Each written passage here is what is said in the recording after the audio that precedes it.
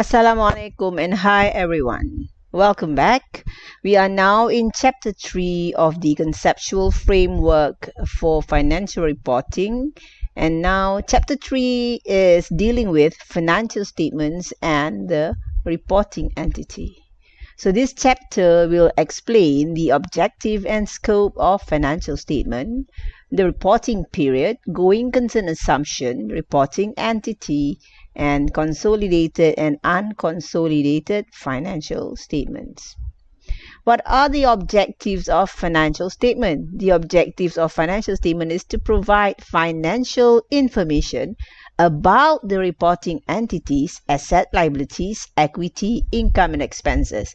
Is the information about reporting entity, not that of the users of the financial statement, but of the reporting entity, which is useful to the users, the primary users that was given special mention of the financial statement in assessing the prospect for future net cash inflows to the reporting entity, as well as in assessing the management stewardship of the entity's economic resources. So it looks like it's also focusing in the assessing the management stewardship of whatever entity's economic resources entrusted to them. Let us look at the scope of financial statement. I'm sure most of you are familiar with this scope of financial statement. This is the statement of financial position, or the statement of financial position is also known as the balance sheet if it's the old term, as well as statement of financial performance. No mention was mentioned about statement of profit or loss, but somehow the information provided in the statement of financial position are of the assets, liabilities, and equity. And if you look at the statement of financial performance, these are trying to show that the information provided are whatever income and expense that are being recognized. So basically, if you were relating to the IFRS financial statement, this is actually referring to the statement of profit or loss and other comprehensive income. Other statements and notes. Other statement and notes. Notes can be the notes which are disclosure notes and other management disclosure, other explanatory maybe description of the company. Other statements can be either statements like statement of cash flow, statement of changes in equity. Those are statements that can be regarded as other statement, because if you read here in the conceptual framework paragraph 3.3, it is where we recognize assets, liabilities, equity, income, and expenses. So basically, these are other statements that also shows the performance of the company, including information about their nature and also about the risk. Secondly, unrecognized asset and liabilities, including information about the nature and risk arising from them. Whatever unrecognized asset and liabilities will normally be disclosed or be explained in the disclosure notes. So the notes will have to explain whatever unrecognized asset and liabilities, together with the nature and risk arising from them. For example, the disclosure about contingent liabilities and disclosure on contingent assets. Next one is the cash flow. So we have the statement of cash flows, which is prepared in accordance with MFRS or IAS 7, MFRS 107, which actually shows the liquidity performance of the company and the contribution from holder of equity claims and distribution to them was actually being disclosed in the statement of changes in equity. Apart from that, the methods, assumption, judgment used in estimating the amounts presented in these statements should also be disclosed, showing also if there are any changes. These should also be made available in the disclosure notes.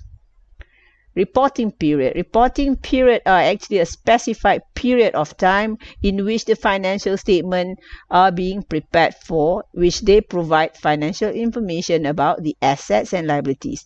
For example, assets and liabilities are normally those that existed at the end of the reporting period, or during the reporting period, and this can also include the unrecognized assets and liabilities that were shown in the notes.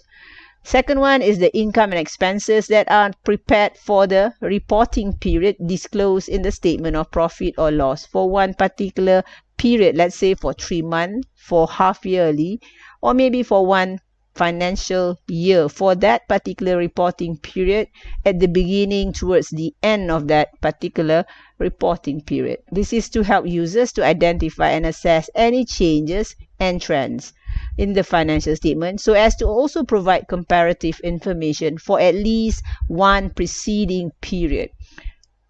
Next is also to provide possible future transaction as well as possible future events. If you can see, these are evidence under MFRS 110, events after reporting period, or that is under IAS 10, which provide information about possible future events as well. It is included where relevant, if it is useful for the users in making their decision. The next one that is mentioned is in the Chapter 3 of the conceptual framework is the perspective being adopted in the preparation of financial statement. It is the financial statement that provide information of the transaction and events that were from the viewpoint or the perspective of the reporting entity as a whole. So it's not from other particular group of users of the financial statement, either that would be the investors, lenders, or other creditors. It is from the perspective of the reporting entity, the entity that prepares the financial statement. And then the most important assumption that is being adopted when we prepare the financial statement is going concern. When you prepare financial statement, or when the reporting entity prepare financial statement, the assumption is that the reporting entity is a going concern entity, which means that it will be in operation for the foreseeable future. It is assumed that the entity has neither the intention to enter into liquidation or to cease trading. So that was the meaning of the foreseeable future, as well as if such an intention need or exists, the financial statement may have to be prepared on a different basis. If that is the case, the basis used is to be disclosed. The next one is that the chapter also mentioned about who is the reporting entity.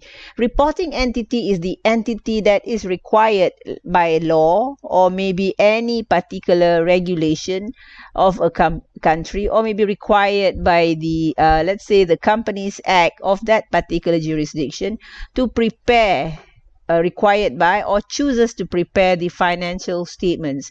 Reporting entity, according to the conceptual framework, can be either a single entity, just one entity, a single company, which normally prepare a standalone or an individual financial statement, and that is called standalone reporting entity.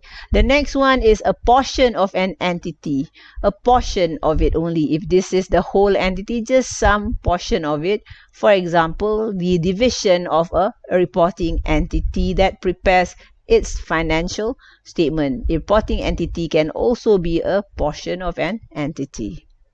The next one that was discussed in the framework is about the reporting entity can also be more than one entity.